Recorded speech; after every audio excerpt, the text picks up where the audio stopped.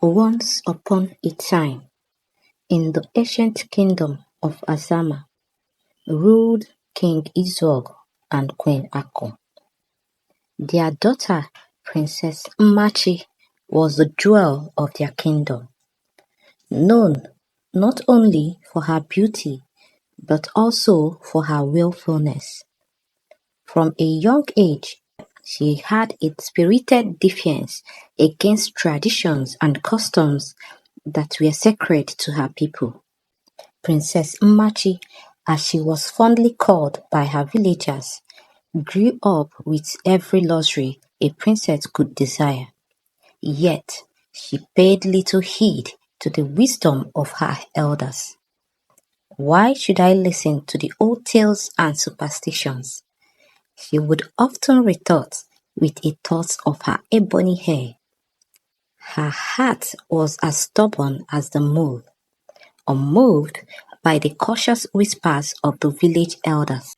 The elders of Azama shook their heads in concern, trying in vain to impact the importance of respecting one's heritage on her. The villagers often whispered, "The princess has no respect for the spirits. She dances on the edge of danger." But the princess, so full of pride and disdain, refused to listen. She never cared for traditions or customs, always doing as she pleases without thinking of the consequences. One day, the elders warned the villagers not to go out nor to go to the market on the last Eke market day, as it was the day when spirits were said to trade. The whispers began to circulate among the villagers. Do not go to the market on the next Eke market day, they warned one another, for that is the day when the spirits come to walk among us. Mmachi, on hearing this, said, "Why should I heed such foolish superstitions? I am a princess," she declared. "Why should I fear spirits? Let them come. I will face them with my head held high," dismissing the warnings with a wave of her hand. Her voice carried through the corridors of the palace. "I am not afraid of spirits. Let them come." King Izog and Queen Ako, hearing their daughter's bold declaration, exchanged worried glances. They had tried to instill respect for traditions in their daughter, but her spirit burnt bright with defiance. They pleaded with her to heed the ancient rules and tradition. "Mmachi," they warned, "the spirits walk among us. They visit the market on the last Eke day of every year. On that day, the veil between our world and theirs grew thin. Do not venture out, for the wrath of the spirit is swift." Mmachi, Queen Ako implored gently, "The spirits do not abide by our mortal rules. They are ancient and powerful. You must not provoke them." Despite her parents' pleas, on that Eke day, out of curiosity, Mmachi decided to defy the ancient customs. She snuck out of the palace and made her way to the market, eager to see for herself what all the fuss was about. She was determined to prove the villagers' superstitions wrong. As she stepped into the bustling market square, her eyes widened. The market was alive with activities, the air heavy with the scent of spices and the laughter of children chasing each other. The crowd were people who looked like any other, men and women going about their business. "See," she mused to herself, "just ordinary people going about their day." Suddenly, A memory stirred within her like a distant echo.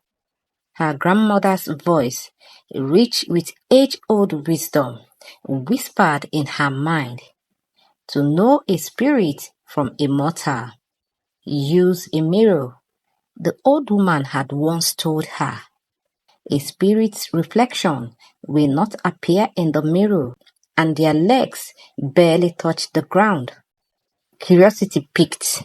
Marty retrieved a small mirror from her purse. She bent low, peering through her legs at the crowd around her. As she did, a chill crept down her spine. To her horror, Marty saw figures gliding through the market without legs, their forms shimmering like the mirage of a distant oasis. The realization struck her like a bolt of lightning, filling her heart with fear and regret. March's heart raced. She was surrounded by spirits. Panic surged within her, but it was too late. Before she could flee, the spirits who had already sensed her presence were enraged by her intrusion, surrounding her with fury in their eyes. They knew she was human, and they were angry that she had dared to come to the market on their special day. They turned towards her with eyes that glowed like embers of a dying fire. "Princess," one hissed, their voices echoing through the market like a distant thunderstorm. "You dare defy our warning?" Fear gripped March's heart as she fell to her knees, pleading for mercy. "Forgive me," she begged, her voice trembling. "I did not mean to disrespect you." But the spirits were unmoved by her pleas. "You shall learn respect," they declared. With a swift motion, they struck her a mighty blow, and Marchi crumbled to the ground in agony. Marchi felt a searing pain shot through her spine. When she attempted to rise, she found her once graceful posture marred by a great hump on her back. Bending her over, she tried as she might, but could not straighten her spine. Her once proud posture bent and twisted into a hunched form. The princess's servants watched in horror as she returned to the palace disfigured. "What has happened?" they cried, rushing to her side, flushed with shame. Marty refused to speak of her ordeal. She retreated to her chambers, hiding her disfigurement from prying eyes and mourning the loss of her former self. King Izog and Queen Ako wept for their daughter, their hearts heavy with grief. They had hoped she would learn from their guidance, but her pride had led her into tragedy. They wept for their daughter had paid the price of arrogance. The royal healers were summoned, their chants and potions filling the air with the scent of herbs. Yet, despite their best efforts, they could not undo the curse that had befallen Machi. News of the princess's plight spread through the kingdom like wildfire. The villagers murmured in sorrow, their voices a blend of pity and regret. "We warned her, but her arrogance led her to this fate." While some could barely conceal the "I told you so" expression on their faces. "We told her not to defy the ways of the spirits," they murmured, but her pride was too great, and now she must live with the consequences. From that day forward, Princess Machi lived in seclusion within the palace walls. She had learned the hard way the price of arrogance and the importance of respecting ancient traditions. Bitter and humbled, Machi's heart softened with each passing day.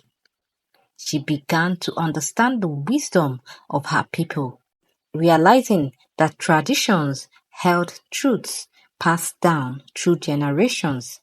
She had learned her lesson the hard way and would never again defy the customs of the village. And the people of Azama, who witnessed her punishment, knew to always heed the warnings of the spirits. Respect the spirits, they reminded each other, lest you suffer the same fate. As the last Eke market day approached each year, the villagers stayed home, leaving the market deserted out of respect for the spirits who had punished their princess. And so, dear listener, remember the tale of Princess Machi. Even the mightiest can fall when pride blinds them to ancient wisdom. Respect the old ways, for they carry the weight of generations, and heed the warnings of the unseen world. Thank you for watching. I hope you enjoyed our story. Kindly like, share, and subscribe to our channel for more stories.